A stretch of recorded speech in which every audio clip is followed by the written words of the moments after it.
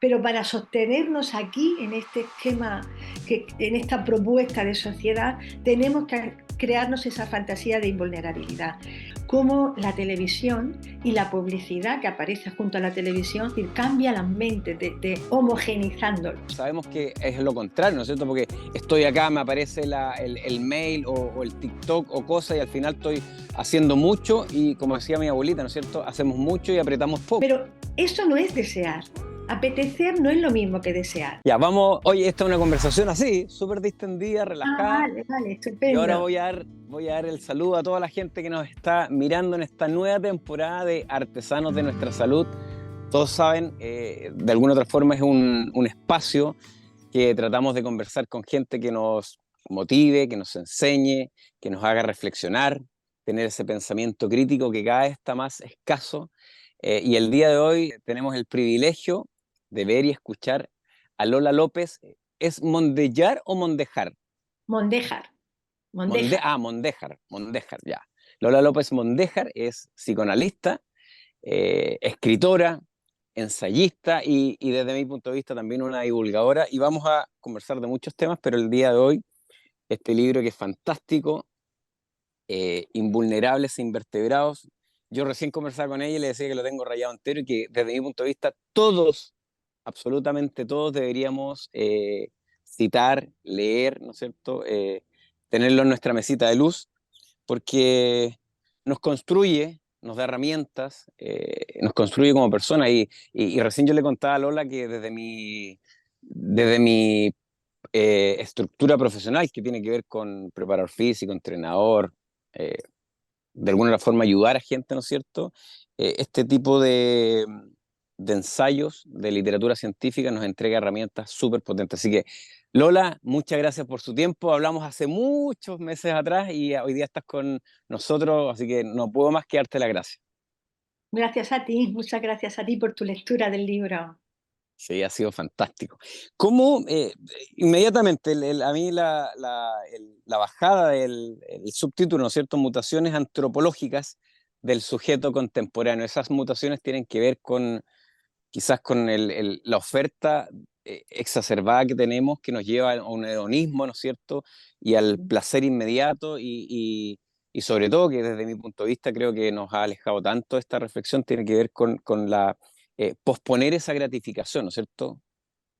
Sí, hay una, bueno, tomo esa mutación antropológica de un texto de Pasolini, que advirtió en los años 70 cómo la televisión y la publicidad que aparece junto a la televisión produce en sus conciudadanos una mutación antropológica, es decir, cambia las mentes, homogenizándolos. A partir de ahí, bueno, Sigmund Bauman, empezaron a hablar de que somos básicamente, la identidad nuestra es una identidad de consumidores, ¿no?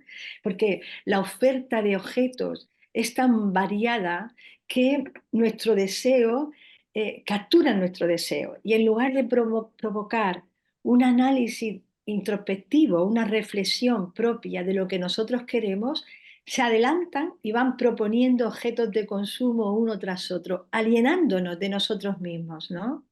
Ese sería el origen de esa mutación antropológica, la universalización de un sistema de producción de individuos, como todos nosotros somos, donde más que la reflexión se incita al consumo.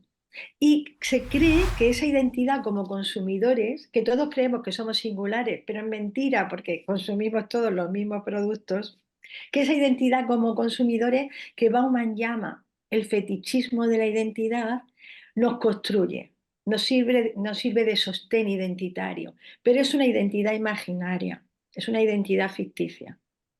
Y de ahí, de eso que tú acabas de relatar, viene esa fantasía de invulnerabilidad, es decir, de alguna otra forma, eh, quizás ni siquiera reflexionando y el individuo entendiéndolo, pero consumo, me apodero de esto, me da placer inmediato, mi cerebro aprende de ese bienestar porque sabemos, ¿no es cierto?, las reacciones neurohormonales que nos genera el consumo. Y cuando hablamos de consumo es todo, ¿no es cierto?, pantallas, compras, alimentos para los cuales no evolucionamos.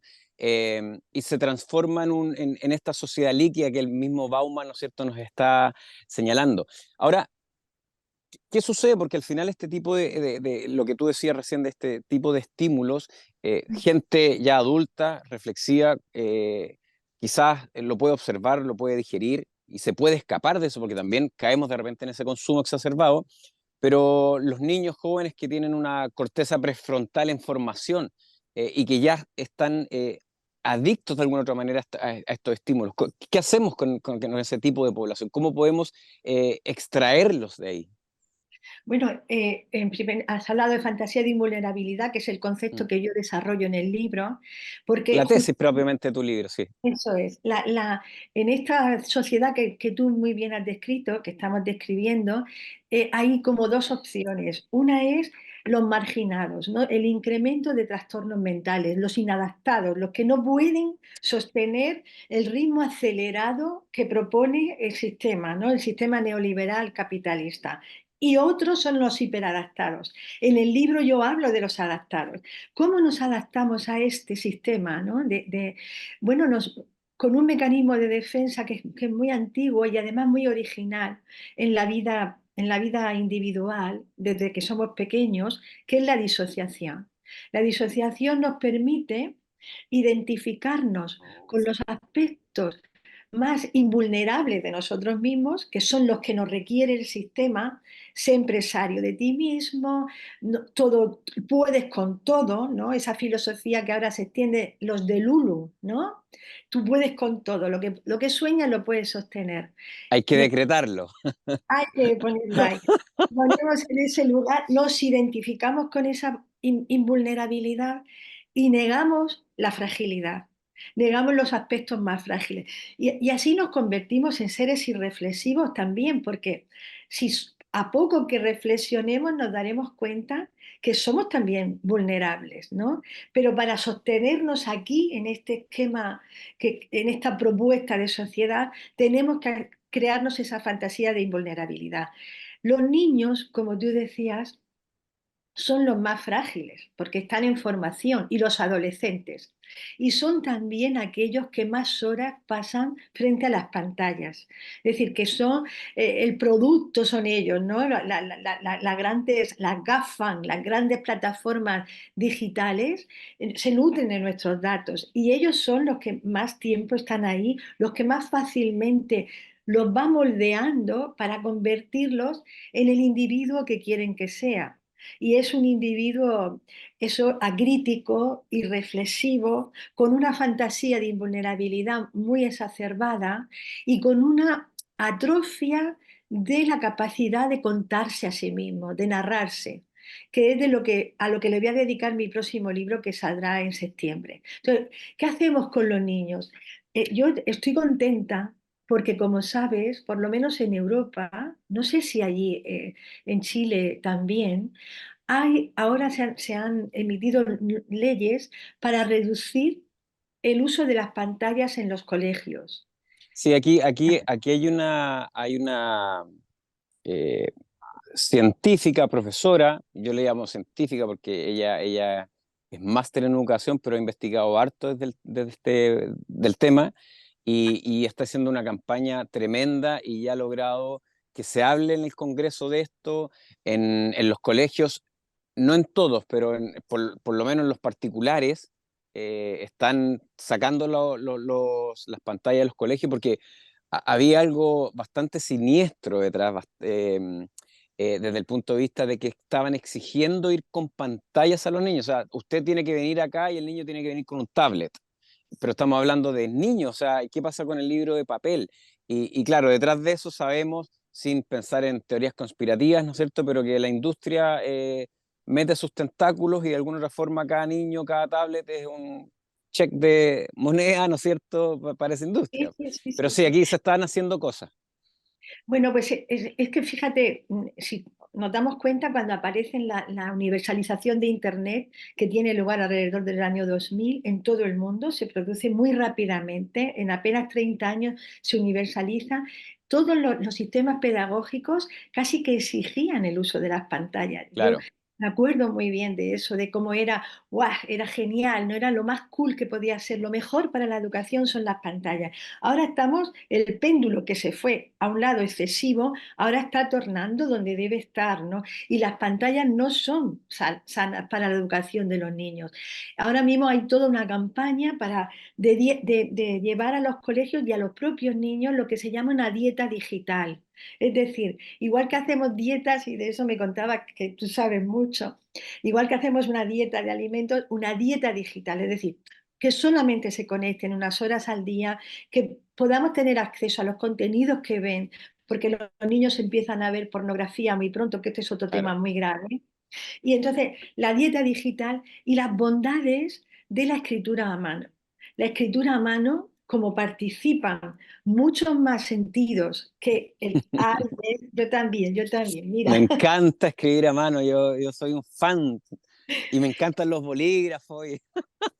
Ese gesto de la escritura a mano, que tiene un recorrido muscular, que llega a nuestro cerebro, produce más rápidamente la huella en nuestra memoria y hace que el aprendizaje sea mucho mejor Claro. que lo que... Hay una coordinación oculomanual que es mucho más cercana, ¿no es cierto?, a nuestros aspectos evolutivos, que estar ahí apretando teclas y perdona que interrumpa, pero básicamente cuando usamos este tipo de aparatos, cuando los mal usamos, porque gracias a esto estamos en contacto nosotros, Claro, claro. eh, hay un multitask que de alguna otra forma en un principio se dijo que era muy pro y sabemos que es lo contrario, ¿no es cierto? Porque estoy acá, me aparece el mail o el TikTok o cosa y al final estoy haciendo mucho y como decía mi abuelita, ¿no es cierto? Hacemos mucho y apretamos poco.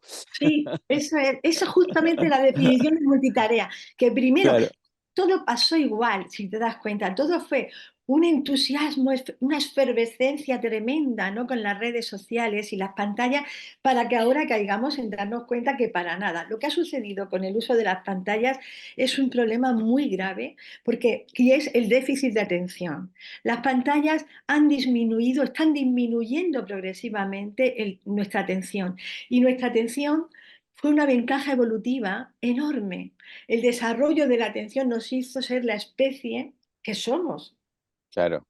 la Es una de las especie funciones ejecutivas fundamentales, ¿no es cierto? fundamentales. Y ahora se supone que con ha sido una caída en picado de la atención. En los últimos, cada año hay menos. Los chicos tienen mucha dificultad para seguir una conversación sin mirar el móvil. Las pantallas secuestran nuestra atención. El teléfono móvil, con todos los estímulos que nos manda todo el rato, está desconcentrándonos constantemente. Y para volver a la tarea necesitamos mucho tiempo más. Es decir, para volver a Claro, la concentración que tenía, si me cae un WhatsApp o cualquier llamada de teléfono que estamos todos hartos de tener, por eso se aconseja alejar el móvil, por ejemplo, cuando queremos no usarlo por la noche. Pero lo importante del descenso de la atención es que arrasa con él la capacidad de pensamiento complejo. Porque un pensamiento complejo necesita una concentración determinada que hoy pocas personas y sobre todo los nativos digitales están en condiciones de darse a sí mismos. Y esto es terrible porque entonces nos vamos a hacer ciudadanos muy acríticos, muy normópatas, que en lugar, como decía, de interrogarse, se van a pegar a las propuestas sociales de lo que hay que ser, a estos youtubers o a las niñas, este fenómeno que se está dando en las Sephora Kid, que son las niñas que están triunfando en las redes claro, maquillándose. claro, claro, Son los modelos que tenemos ahora son modelos muy de la imagen, muy poco intelectuales, muy poco del amor por la palabra, ¿no? Sino el amor por lo imaginario, ¿no? Y esto es básicamente es eso, es el premio inmediato, el consumo rápido, el no tener, lo que yo te decía al principio, el no posponer esa gratificación que durante sí, tantos miles y millones de años, ¿no es cierto?, desde nuestra evolución como género Homo hasta llegar a nuestra especie, tuvimos que convivir y tuvimos que adaptarnos. De alguna forma tú lo nombras en tu libro, ¿no es cierto? Lo que dice Pascal, el no ser capaces de estar solos en la habitación, que básicamente es el no estar tranquilos con nosotros mismos. Hay un libro muy bueno que se llama El arte y la ciencia de no hacer nada. Tengo esa capacidad de estar tranquilo conmigo mismo en un entorno el que sea. Lo mismo que el tema de la lectura, los libros. Por ejemplo, yo la próxima semana voy a conversar con Miguel Salas Díaz, el español, es doctor en literatura, su libro El plan del lector, cómo rescatamos de nuevo esas mentes de los niños, porque al final cuando tomamos un libro, eh, que el libro nos hace vivir otras vidas, ¿no es cierto? Nos hace viajar, soñar, enriquecer nuestro vocabulario, etcétera, tantas cosas que ya sabemos, pero tenemos que tener ese espacio de tranquilidad para poder empaparnos de ese libro, Claro, cosa que las pantallas no nos entregan. claro, y sabes que también una cosa que tú te has referido, que es muy importante, yo creo, y es que estamos siendo condicionados a hacer sinónimos, apetecer y desear. Y esto es algo que me importa mucho subrayar. Pollo o Ricardo, ¿cómo te llamo? Pollo, pollo, pollo, pollo. Mira, la apetencia es un impulso inmediato, esa inmediatez, ¿no? Me apetece, ¿qué es la inmediatez a la que nos llevan las redes sociales, ¿no? Ese surfeo por los contenidos. Me apetece un helado y yo voy y me como el helado, ¿no? Pero eso no es desear. Apetecer no es lo mismo que desear, porque es más, se oponen, porque si a mí me apetece un helado y me lo como, o si me apetece mirar constantemente los mensajes que me llegan y lo hago, estoy boicoteando mi deseo, por ejemplo, de mantener un peso delgado, de ser una Claro. mujer delgada, o de aprobar una opción, o de estudiar un texto en profundidad. Entonces, apetencia y deseo, que son antónimos, el sistema ahora mismo actual los hace sinónimos y creemos que estamos realizados cuando compramos, comemos o hacemos actos impulsivos que en realidad pueden ir en contra de nuestro deseo. Y a la larga produce que ni siquiera construyamos un deseo. Es decir, que nos vaciemos y no seamos capaces de construir un deseo en la vida para vivir una vida habitable, una buena vida. Y esto sí que es grave. Los chicos se encuentran en una especie de anedonia, de falta de deseo, porque están inundados de apetencias, de comprarse cosas rápidas, por las compras compulsivas, la comida compulsiva, ¿no? Jung-Chul Han lo dice muy bien en sus textos cuando señala que estamos como alejándonos y no queremos sufrir, entendiendo el sufrimiento como eso, vuelvo a lo mismo, posponer esa gratificación. Eh, de alguna otra forma, estamos necesitando eh, otros estímulos para que nos digan, oye, detente, reflexiona, lo necesitas, porque ni siquiera no sabemos, o sea, nuestro cerebro está inundado de esa dopamina rápidamente, ¿no es cierto? No, las neurohormonas nos gobiernan y nuestras actitudes son las que dicen, bueno, se exacerba o no se exacerba, pero nos falta ese detener. A mí me pasa mucho con la gente cuando habla de que es que estoy rápido. Otro alumno, y aquí termino, ayer me manda la foto de su comida frente al computador y yo le digo, oye, ¿cómo no vas a tener 5 minutos de atención plena para saborear esa comida, para concentrarte en la textura, el olor, el aroma, independiente de que sean unos huevos? Pero ¿por qué tiene? No, es que no tengo tiempo. Bueno, ¿y para qué quieres más tiempo? ¿Para seguir trabajando? ¿Para llenarte de situaciones y no poder tener esa capacidad de que tu cerebro entienda ese bienestar de estar contigo mismo y en ese proceso nutritivo que es tan importante? Hace no mucho teníamos que estar atentos comiendo y observando para que no nos comiera el león y ahora nos encerramos frente al computador y comemos y hacemos todo frente a él. Sí, es verdad. Es verdad, ¿no? El problema, ¿sabes cuál es? Que yo creo que el de tu alumna, ¿no? Todos, es la aceleración de nuestro mundo, ¿no? Y una otra nueva confusión, así como se confunde apetencia y deseo, otra nueva confusión. Y es pensar que la gratificación rápida aumenta nuestra autoestima. Estamos en un mundo en el Claro. que para incitar al consumo creemos que somos mejores si cuando tenemos gratificaciones rápidas.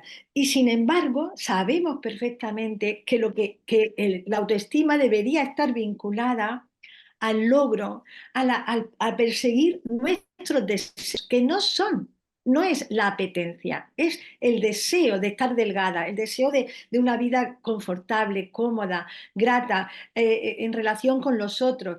Esos son los deseos que deberían aumentar nuestra autoestima, pero todo el medio social nos lleva, nos lo desplaza a que somos felices comprando cosas, Claro. sustituyendo un objeto por otro. Y a propósito de eso, quiero que me permitas 30 segundos porque quiero leer un párrafo de tu libro y vamos a entrar en este tema.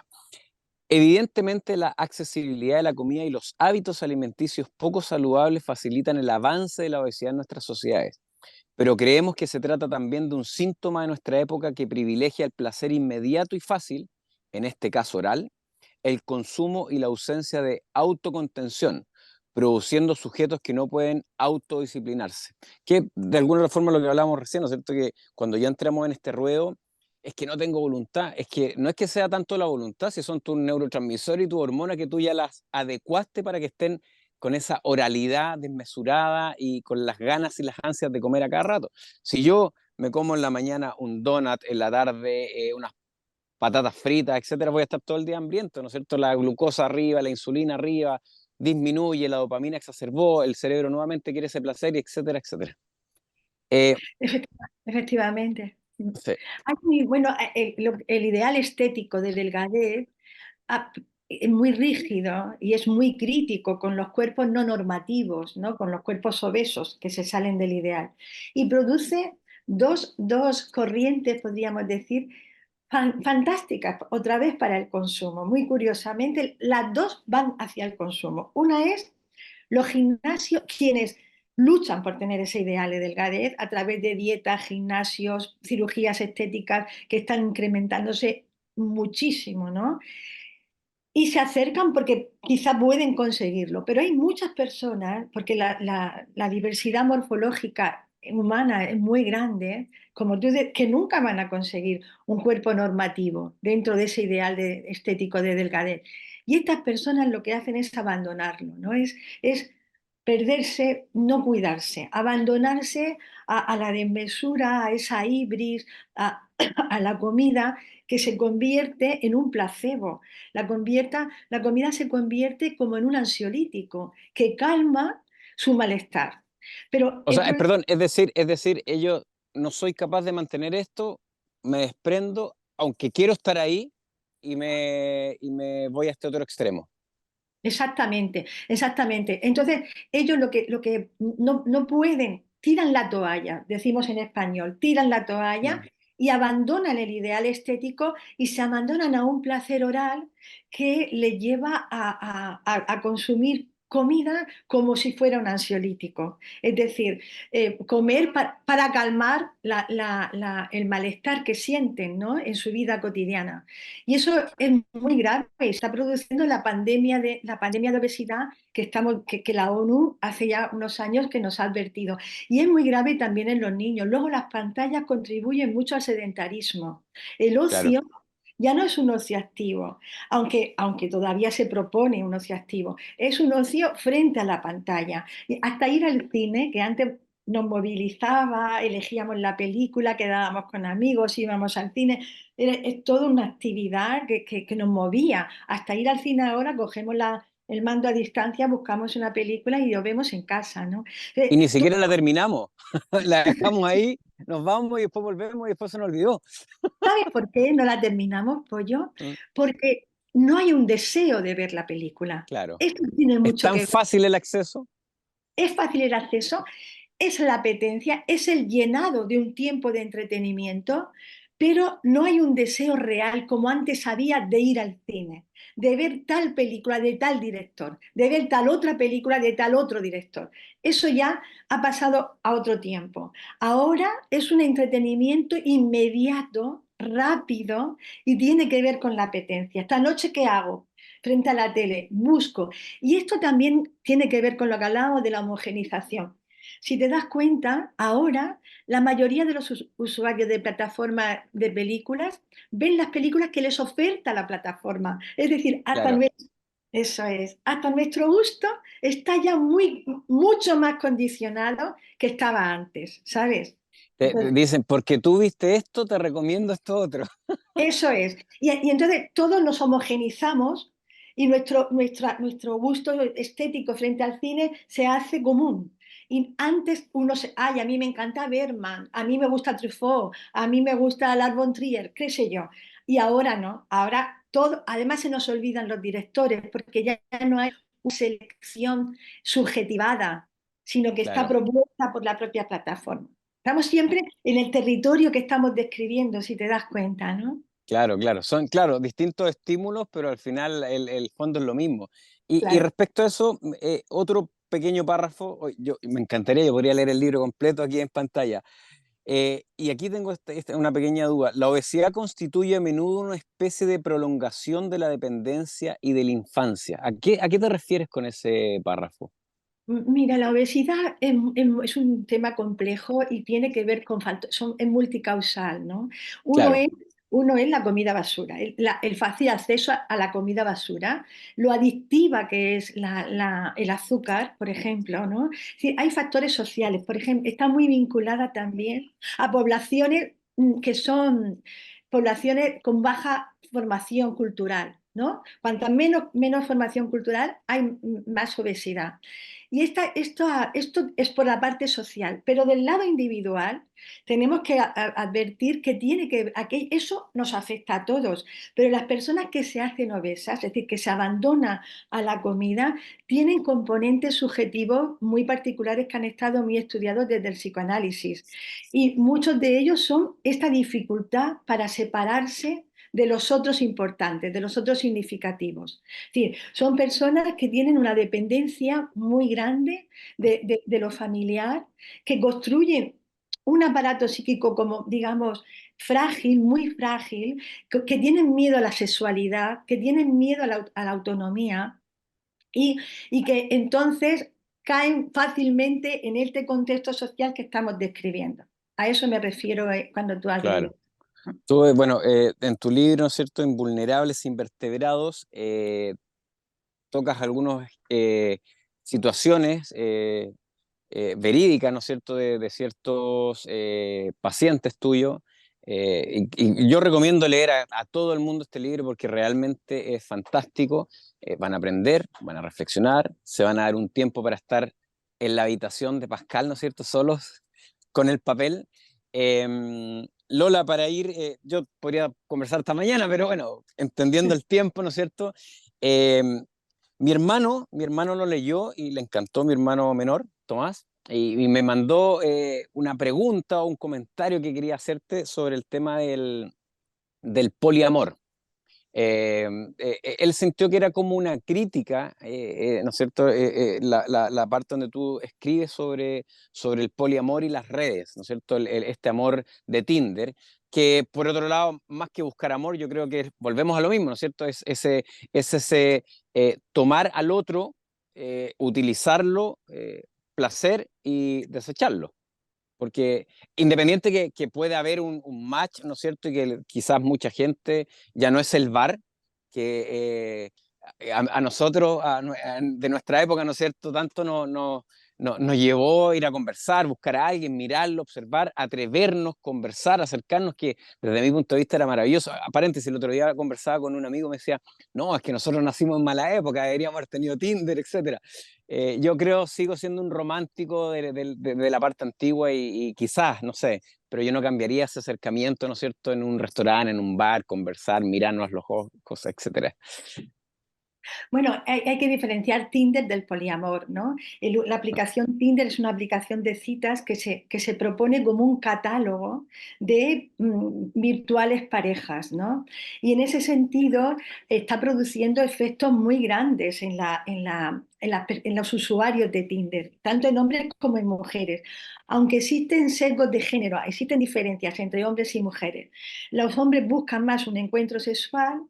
Hace Claro. un poquito leí un estudio sobre esto, precisamente sobre el rechazo en Tinder, y los hombres el rechazo en Tinder se lo toman muy bien, podríamos decir, piensan que el problema es Ah, claro, de la mujer, que no pasa nada con ello, mientras que las mujeres lo sufren mucho más debido a la diferente socialización de unos y otros. Pero lo que tiene básicamente Tinder, al haber una oferta tan amplia, es que evita el compromiso. Estamos hechos la liquidez emocional, ¿no? Mm, También.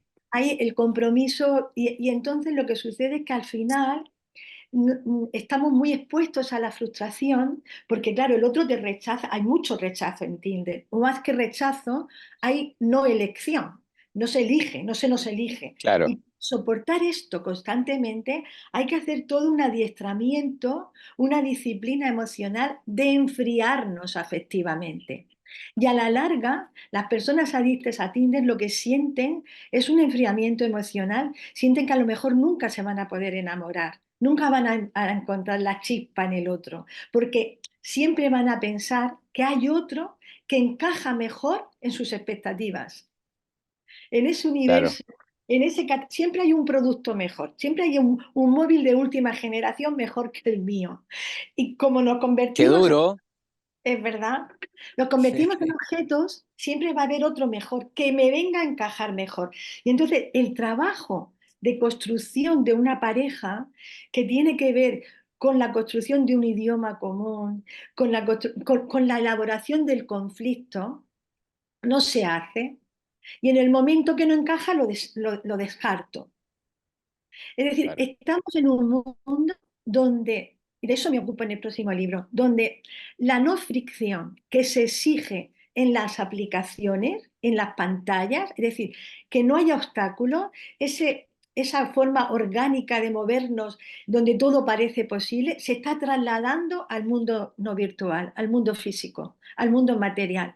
Y en las relaciones humanas eludimos el conflicto, claro. eludimos la fricción. Por eso hay tanto poco compromiso desde el punto de vista de la unión. O sea, no me serviste, estoy contigo un par de meses, chao. O Es- sea, no hay un trabajo profundo en esa situación social que se crea bajo un mismo techo, ¿no es cierto? Eso es, en ese compromiso de construir contigo algo nuevo, que no es ni lo tuyo ni lo mío, que es algo Claro, distinto.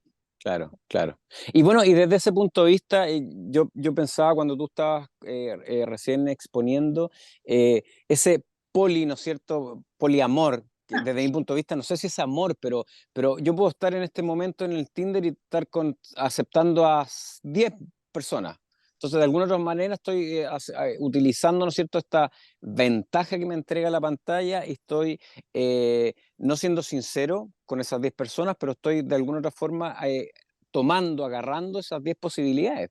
De alguna otra forma, ese poliamor del que tú hablas, ¿se no, pero relaciona con eso?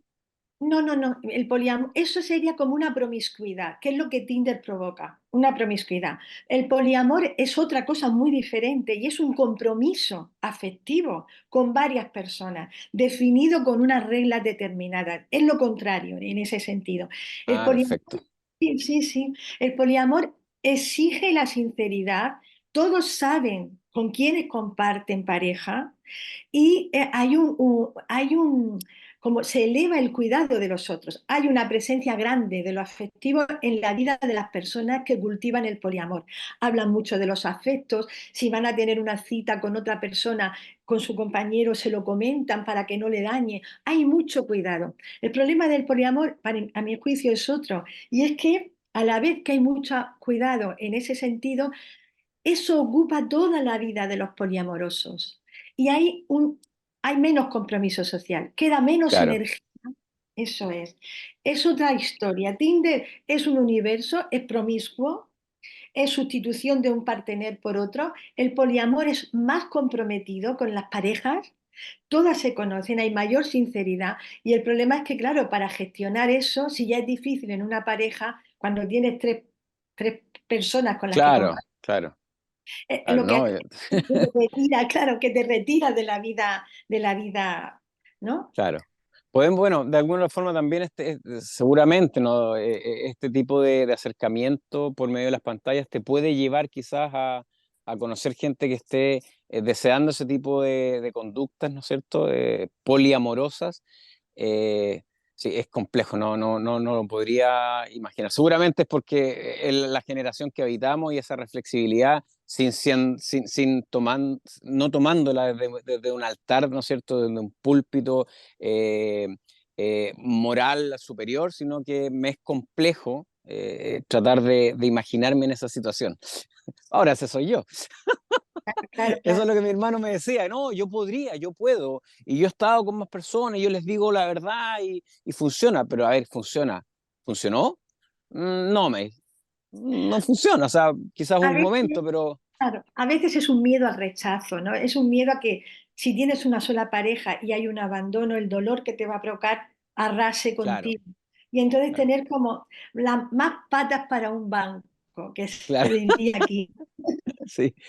Oye, Lola, bueno, para ir terminando, de verdad ha sido un placer, lo he pasado muy bien y espero que tú también.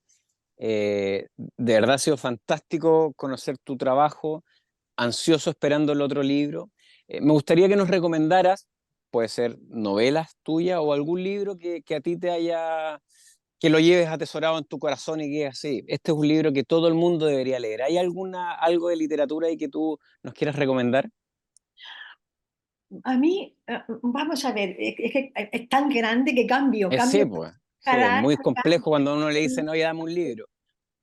Yo creo que quizá podríamos leer una novela, la clásica del 19, a lo mejor Jane Eyre, Cumbres borrascosas. Ah, maravilloso, maravilloso, Bueno, buenísimo. todo Tolstoy se puede leer, todo, Sí. Nabokov.